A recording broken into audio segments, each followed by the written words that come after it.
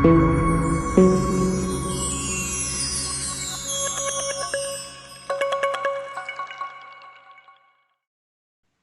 contohnya waktu itu saya ikut juga Virtual Youth Summit dari seluruh dunia. Itu international Zoom, melalui Zoom. Itu ada banyak dari perwakilan dari Afrika, dan mereka dengan keterbatasan internet, keterbatasan kuota dan sumber daya, mereka masih bisa ikut. Mereka masih bisa, ide mereka tuh, mereka bilang, saya pengen bikin proyek nih, saya pengen bikin irigasi air. Kenapa? Karena Wah, masyarakatnya begini-begini. Saya pengen nih, kalian mau nggak bantuin saya pengen mengumpulkan pengajar-pengajar dari berbagai negara untuk ngajarin anak-anak di sana melalui fasilitas Zoom, saya akan fasilitasi. Sampai seperti itu, gitu. Itu menginspirasi saya bahwa mereka dengan segala keterbatasannya, mereka mau untuk menciptakan generasi yang lebih baik lagi untuk negara mereka. Kenapa kita yang sudah diberi begitu luar biasa segala sumber dayanya, kenapa kita tidak bisa seperti itu? Jadi mungkin ah, itu sedikit pengalaman saya di kegiatan internasional. Mungkin, MUN, saya juga pernah ikut MUN juga. Jadi delegasi Turki juga. Kayaknya saya kebanyakan kegiatan ya. Dan sekarang saya lagi jadi panitia untuk 3 kegiatan besar.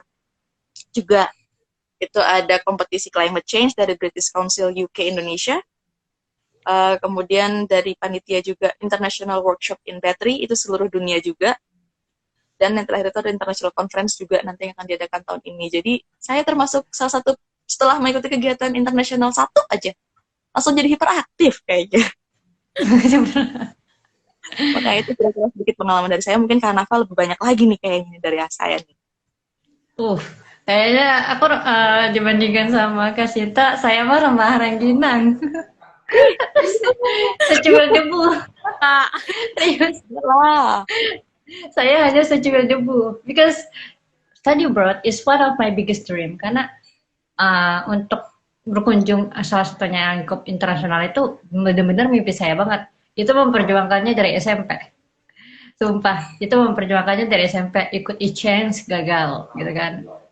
Dan ternyata masih banyak kekurangan yang perlu diperbaiki gitu kan.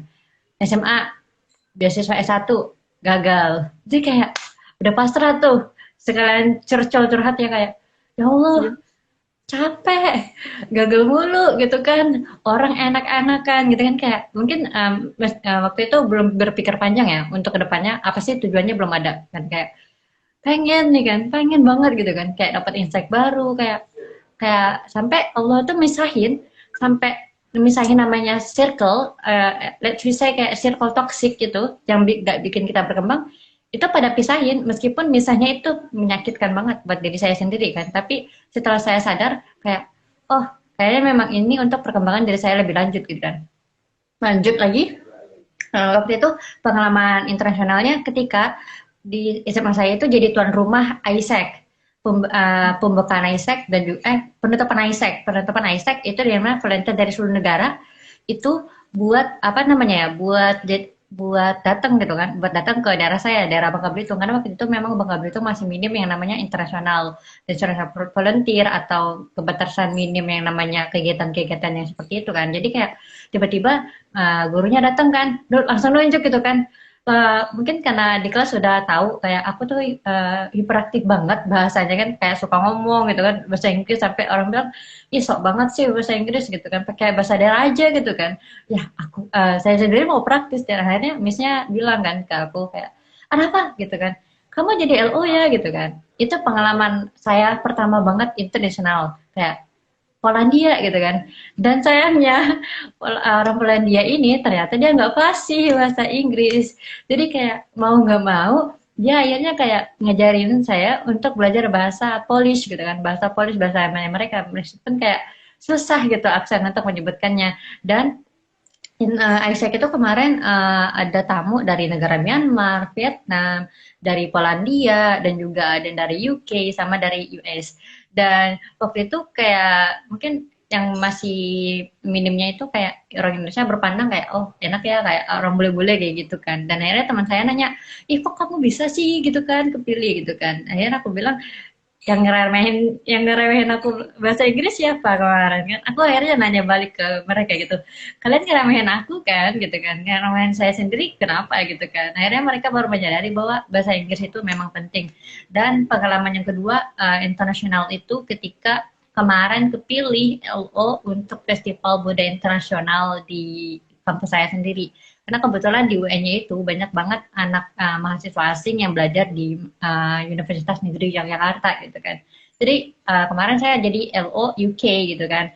Dan karena sebelum pandemi itu masih LO UK, dan itu tuh masih gugup banget karena paham sendiri kan aksennya British Iya. itu sangat kental banget, apalagi pakai British.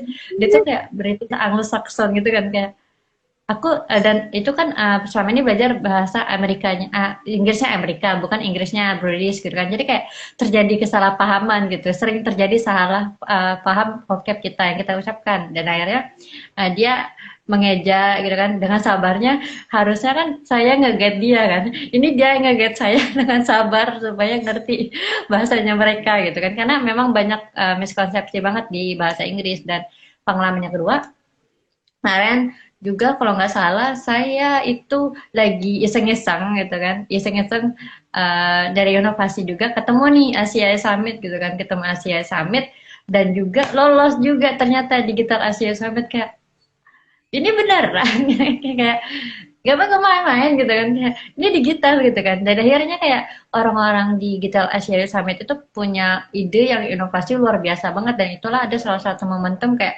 wow, kayak saya remah rengginang, saya emang nggak ngerti apa-apa gitu kan. Saya sering ke diri saya kayak gitu kan. Akhirnya Digital Summit itu seru banget gitu kan, bahkan ada yang kayak argumen, tapi kita bukan debat kayak MUN ya, beda. Dia kayak memberikan argumen yang kita sampaikan, terus opininya gitu kan, lebih kental ke SDGs. Dan waktu itu pernah juga pengalaman MUN itu lolos Global Goals Moon 2018 di Malaysia, tapi sayangnya proposal dana saya itu nggak turun karena mungkin waktu kan dikejar deadline. Jadi yang dari Kementerian Pendidikannya bilang kayak saya review dulu ya proposalnya, nanti dikasih dana. Dan akhirnya dia nanya, kamu butuh dana berapa? Tapi dana cairnya lama.